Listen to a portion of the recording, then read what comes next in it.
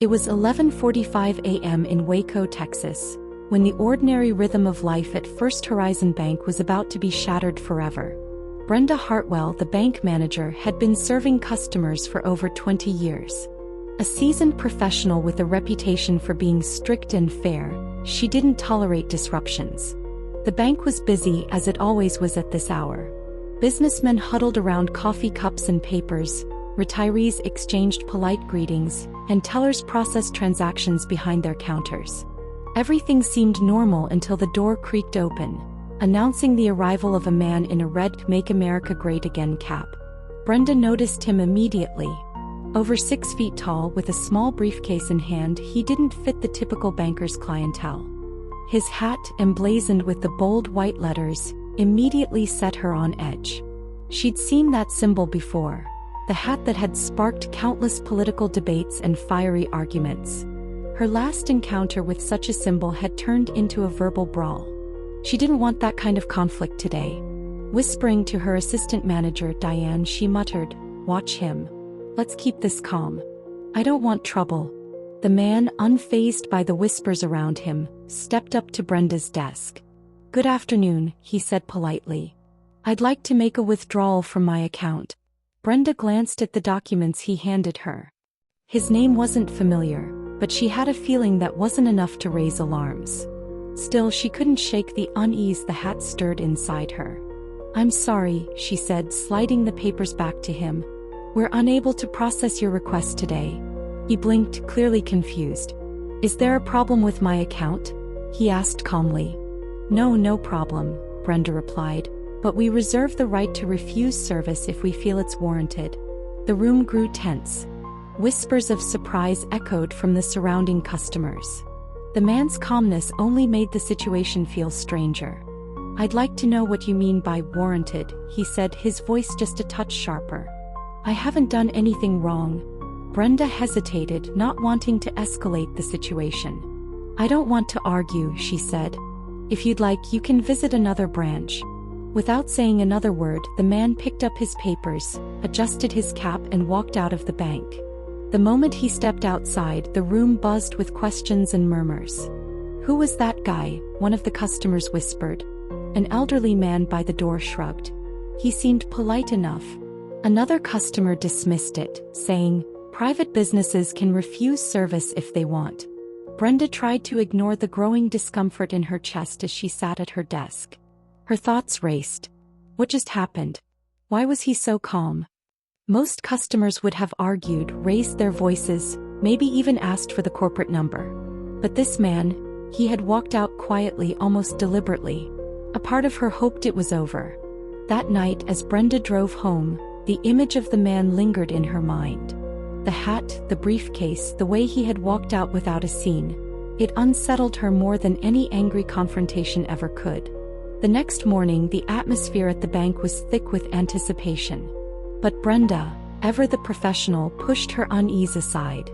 She told herself it was just another Thursday, until 10:30 a.m. when the door swung open again. The same man entered. But this time he wasn't alone. 2 sharply dressed men flanked him, their presence commanding immediate attention. He was still wearing the same "Make America Great Again" hat, but now he walked with a different air, purposeful, measured. The entire room seemed to still. Then the whispers began. "That's him, isn't it? That's Elon Musk." Brenda blinked, sure she'd misheard. Diane leaned in, her voice trembling. "Brenda, that's Elon Musk, the Tesla guy. SpaceX billionaire." Brenda's heart sank.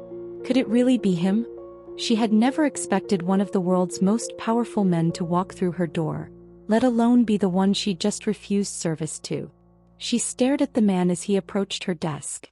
His presence was unmistakable. There was no denying it. "Good morning," Elon said, his voice even, polite. "I'd like to have a word." Brenda's throat went dry. Mr. Musk," she stammered. He raised a hand to stop her. "Let's not pretend this didn't happen," he said softly. "Yesterday I came in as a regular customer and you refused to serve me. I'm not here to argue. I'm here to talk about why." Brenda couldn't find words. She felt like the ground had fallen out beneath her. The room grew quieter, all eyes on her. We all make judgments, Elon continued, addressing not just Brenda but everyone in the room. It's human nature. But sometimes those judgments say more about us than they do about the people we judge. He placed his MAGA hat on the desk, its bold letters facing outward. Yesterday, that hat was enough to deny me service. Not because of anything I did, but because of what you assumed about me. Brenda felt her face flush. She wanted to explain, to defend herself, but his calm, collected manner left her speechless. I'm not here to shame anyone, he added, his voice softening. I'm here to remind us all that the world is more complicated than it seems. We don't know someone's story. And when we let assumptions guide us, we miss out on extraordinary things. And people. The silence in the room was deafening. Even the sound of printers had stopped. Elon wasn't finished. He turned to one of the tellers. Lauren, he said, his voice carrying. If someone walked in here wearing something you didn't agree with, would you judge them by their clothing, or would you take the time to understand who they are? Lauren stammered, I try to treat them the same as anyone else. Elon smiled faintly. That's a good answer, he said. But it's harder in practice, isn't it? Brenda wanted the moment to end, but it didn't. Elon turned back to her. Brenda, I don't think you're a bad person, he said softly. I think you acted on an assumption. But assumptions can be dangerous. They closed doors we didn't even know were open. Brenda's voice cracked. I didn't mean to offend you.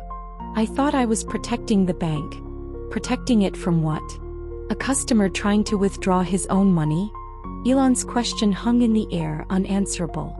Then, just when it seemed like the moment couldn't get any more surreal, Elon did something that left everyone speechless. He pulled out a document from the briefcase and slid it across the desk. This, he said, is a $500,000 donation to the Waco Community Relief Fund. I understand this bank has supported local charities. I want to ensure that continues. Gasps rippled through the room. This isn't about me, he continued. It's about this community and a reminder that we all have the power to make a difference, regardless of our backgrounds, beliefs, or the hats we wear. As he left the bank, the room was still. The ripples of his words, his donation, would be felt for months to come. But for Brenda, the lesson was clear. She had been given a second chance, a moment of growth that would redefine her understanding of leadership, humility, and bias. And as the community rallied around the Waco Community Relief Fund, Brenda found herself at the center of an unexpected change. She spent the weeks that followed reflecting on her actions, volunteering to help distribute the donation, and most importantly, making sure she never judged a person based on the hats they wore again. Because sometimes, the most unexpected moments teach us the most profound lessons. If this story resonated with you, share it with someone who could use the reminder. And don't forget to subscribe for more stories of growth and reflection.